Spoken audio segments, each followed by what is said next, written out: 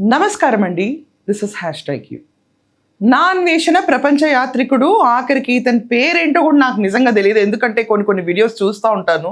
I'm not a big fan, but ఇతని దాంట్లో content కూడా ఒక రకంగా చాలా దేశీ కంటెంట్ ఉంటుంది. ఎక్కడికి వెళ్ళినా మన యాస భాష మారదన్నట్టు ఉంటుంది. చాలా మందికి నచ్చుతుంది అండ్ చాలా మంది ఫాలోవర్స్ ఉన్నారు. ఇన్స్టాగ్రామ్లో 1.8 మిలియన్ ఫాలోవర్స్ ఇతనికి ఉన్నారు.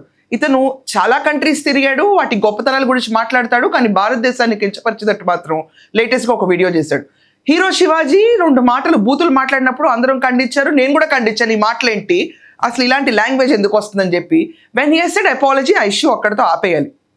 ఎవరైనా వచ్చి ఓపెన్గా అపాలజీ చెప్పిన తర్వాత దాన్ని సాగదీసి పీకి లాగి ఇవన్నీ చాలా ఇంకొక వికృతమైన చేష్టల కింద కనిపిస్తాయి.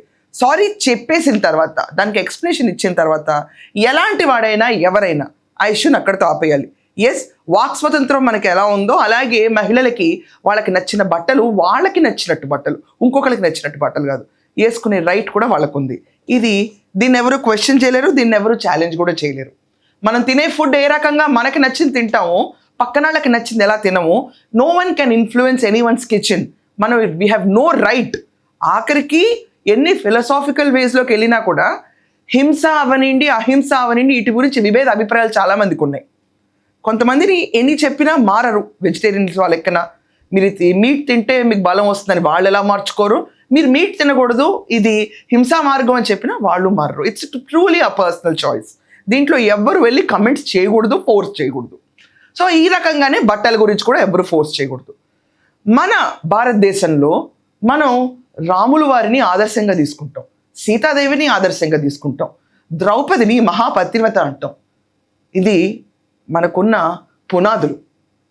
మనం ఆలోచిస్తే కనుక ద్రౌపదిని, ఆవిడ ఏకవస్త్రంలో ఉన్నారు ఆ రోజు, ఆవిడ్ని తీసుకొచ్చి చీరలాగినప్పుడు జనాలందరూ ఆవిడని మహాపతివ్రత కింద చూశారు. అందుకే కృష్ణుడు ఆదుకున్నాడు ఆవిడని అన్నారు.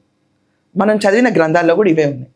ఇంత కాకుండా సీతాదేవిని రావణాసురుడు తీసుకెళ్ళి లంకలో పెట్టినా కూడా ఆవిడ అగ్ని పునీతురాలు అని చెప్పి ప్రూవ్ చేసుకున్న తర్వాత ఆవిడ మళ్ళీ తిరిగి వచ్చారు.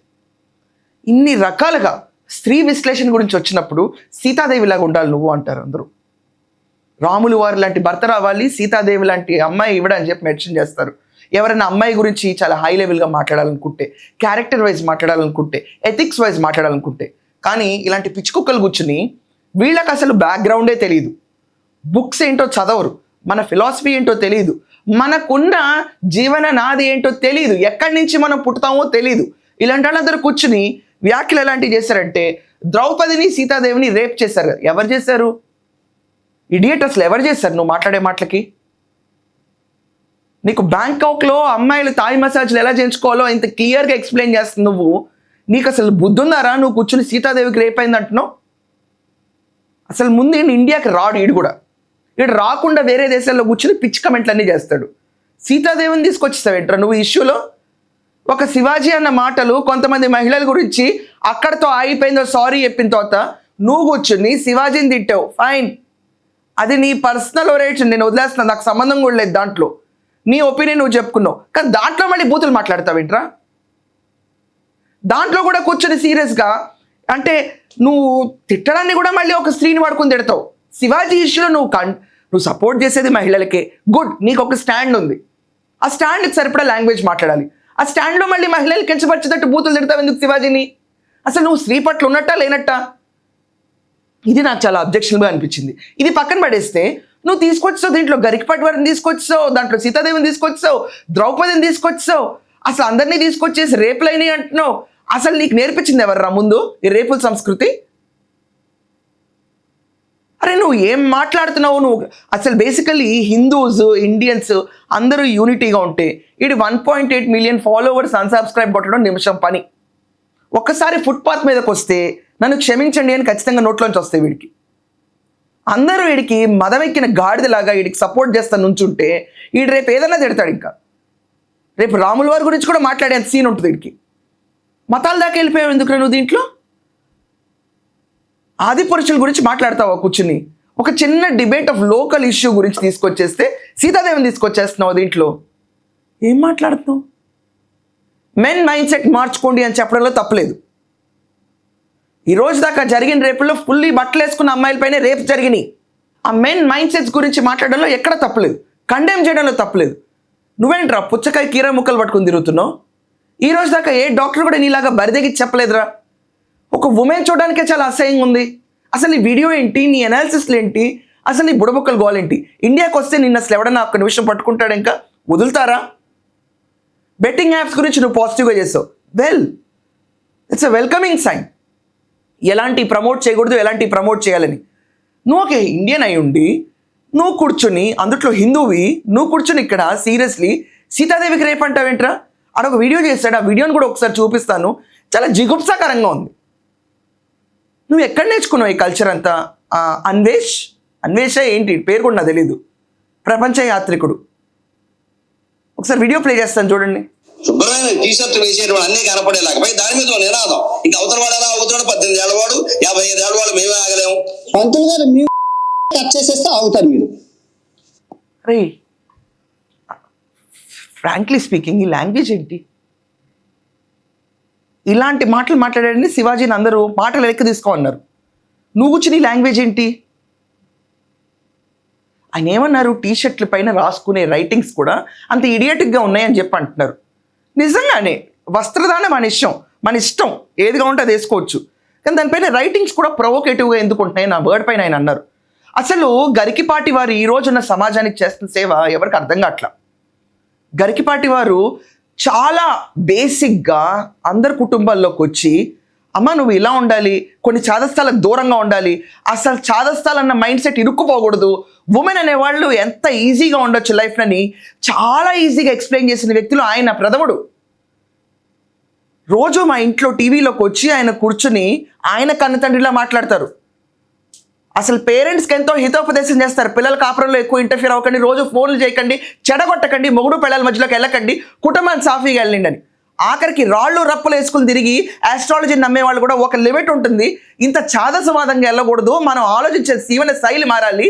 ఎక్కడున్నారా మీరందరూ? జాతకాలు, గ్రహాలు వీటన్నిటి గురించి మాట్లాడుతున్నారు, ముందుకెళ్ళాలని చెప్పి మాట్లాడిన వ్యక్తి ఆయన మాట్లాడింది తెలుగు వాళ్ళ గురించే. ఇక్కడ ఆయన జీన్స్ ప్యాంట్స్ గురించి మాట్లాడారు, మహిళల్లో టీషర్ట్ పైన రాసుకునే రాతల గురించి మాట్లాడారు. అంతే తప్ప నీలాగా వచ్చి సీతాదేవిని ద్రౌపదిని రేప్ చేశారు అన్నట్టు ఎక్కడ మాట్లాడలా. ఏం మాట్లాడుతున్నావు ఆయన గురించి? నువ్వు చాలా దరిద్రంగా కెలికావు ఈరోజు అందరినీ. ఈయనండి ఇంకేమంటాడు? అసలు ఈ పుచ్చకాయ ఏంట్రా, ఈ కీర ఏంట్రా, ఏం ఆర్గాజం దొరుకుతుందా నీకు? ఇలాంటి పిచ్చి పిచ్చి లాగా చేస్తున్నావు నువ్వు కూర్చుని. ఒక బట్టల గురించి మాట్లాడేటప్పుడు నీకు ఈ అవయవాలు ఏంట్రా? అర్థం ఉందా అండి చూసేవాళ్ళు ఎవరికన్నా? ఇలా వినండి.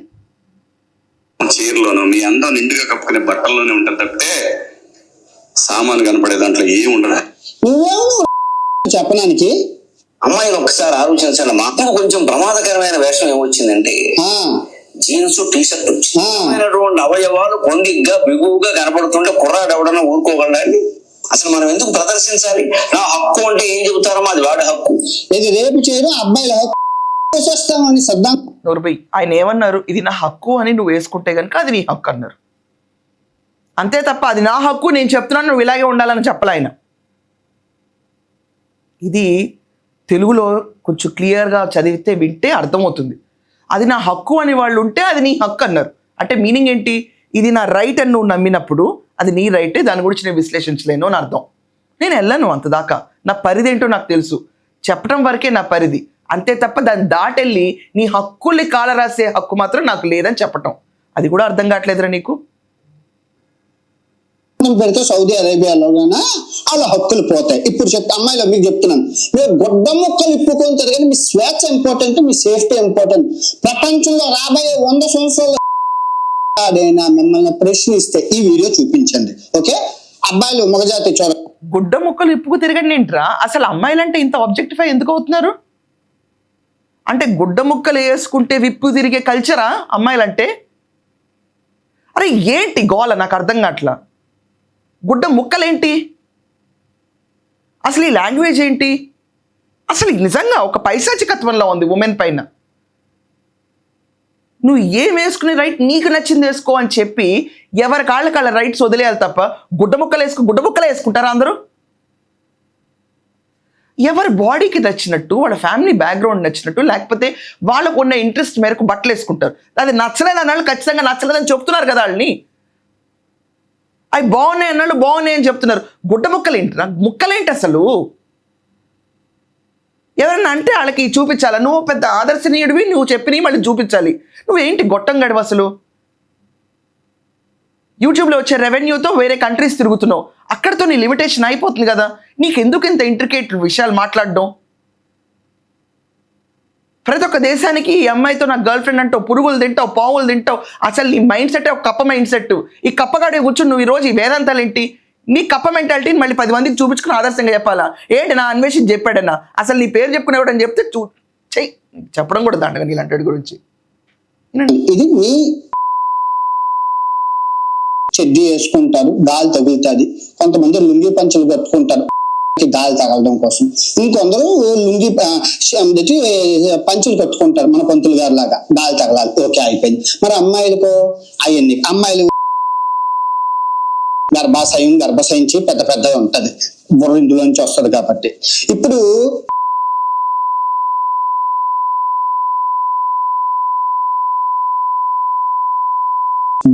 ఆ బిడ్డ ఇందులో నుంచి వస్తుంది, ఎంత గొప్పది. వాళ్ళకి ఎన్ని ప్రాబ్లం ఉంటాయో తెలుసా? ఈ వజానాలో క్యాన్సర్. ఒరే అజ్ఞాని, నీకు నేను ఎక్స్ప్లెయిన్ చేస్తాను ప్రాపర్గా ఏంట్రా.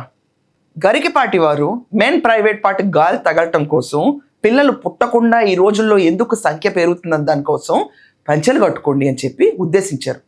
క్లియర్గా మగవాళ్ళకు కూడా ట్రెడిషనల్ లైఫ్ స్టైలే చెప్పాడు ఆయన. గరికపాటి వారు మగవాళ్ళకి వేరు, ఆడవాళ్ళకి వేరు, మగవాళ్ళు విప్పుకు తిరగండి, ఆడవాళ్ళు విప్పుకు తిరగకండి అని చెప్పలా. మగవాళ్ళకు కూడా పంచెలు కట్టుకోండి అని చెప్పారు ఆయన. ఎందుకని? మేల్ ఆర్గన్ హెల్త్ ఇంప్రూవైజేషన్ కోసం. ఈ రోజుల్లో స్పర్మ్ కౌంట్ తక్కువై పిల్లలు పుట్టట్లేదు చాలా మందికి. అది ఈ రోజున్న లైఫ్ స్టైల్ అవనండి, ఫుడ్ హ్యాబిట్స్ అవనండి, డ్రెస్సింగ్ స్టైల్ అవనండి, వీటన్నిటి వల్ల ఇష్యూస్ వస్తాయని చాలా ఇంట్లో కన్న తండ్రిలా కూర్చుని నేర్పిస్తున్నారు. ఇది అమ్మా నాన్నలు చెప్పాల్సిన విషయం. వాళ్ళు చెప్పకపోగా ఈరోజు బయట నుంచి వచ్చి మా ఇళ్లల్లో కూర్చుని ఆయన నేర్పిస్తున్నారు మాకు. తప్పేంటిది? తల సరిగ్గా దూకో అని అమ్మా నాన్నలు ఎలా చెప్తారో, నీ జీవన శైలిలో నువ్వు సవ్యమైన కుటుంబంలో బతకాలన్నప్పుడు నీకు వచ్చే చిన్న చిన్న ప్రాబ్లమ్స్ నీ డ్రెస్సింగ్ స్టైల్ వల్ల వస్తాయని నేర్పించారు ఆయన. నువ్వు కూర్చున్నావు, ఇది ఉమెన్ న్యూట్రస్ అని చెప్తున్నావు. ఆ పెయిన్స్ ప్రతి ఒక్కరికి తెలుసు, ప్రతి ఒక్కరికి తెలుసు. ఒక మదర్ అయిన ప్రతి ఒక్కరికి ఆ పెయిన్ ఏంటో they will undergo. C section అవని, న్యాచురల్ డెలివరీ అవని, ప్రతి ఒక్కరికి ఆ పెయిన్ ఉంటుంది. నువ్వు కూర్చుని ఇక్కడ ఏంట్రా సంసారం చేపిస్తున్నావు కీరాతోనూ పుచ్చకాయతోనూ? బుద్ధుందారా నీకు అసలు? రెండవది, అసలు నీకు నాగరికత పేరుతో నువ్వు ముందుకెళ్తున్నావు తప్ప ఉమెన్కి నేను చీరలనే సపోర్ట్ చేయట్లేదండి. ఇక్కడ ఈ విషయంలో నేను చాలా జనరిక్గా చెప్తాను చెప్పే వాళ్ళకి. చీరలు కట్టుకున్నప్పుడు అడుగులంగా వేసుకుని దానిపైన చీరలు కట్టుకుంటారు. కట్టుకున్నప్పుడు ఇదివరకటి రోజుల్లో అండర్వేర్ కాన్సెప్ట్స్ ఉండేవి కావు. Go back and check the history. Only నెలసరి వచ్చినప్పుడు వాళ్ళు వాడుకునేవారు. ఇది చాలా బేసిక్, చెప్పడం కూడా చాలా ఇరిటేటింగ్ ఉంది. కానీ ఇలాంటి అజ్ఞానులు తయారయ్యి వీళ్ళు చెప్పే మాటలు నమ్ముతారేమో అని ముందుకొచ్చి చెప్తున్నాను నేను ఈ విషయం. అడుగు లంగాలో అవనీరా, పంచెలు అవని, గాలి ఆడుతుంది, విప్పుకొని తిరగాల్సిన అవసరం లేదు.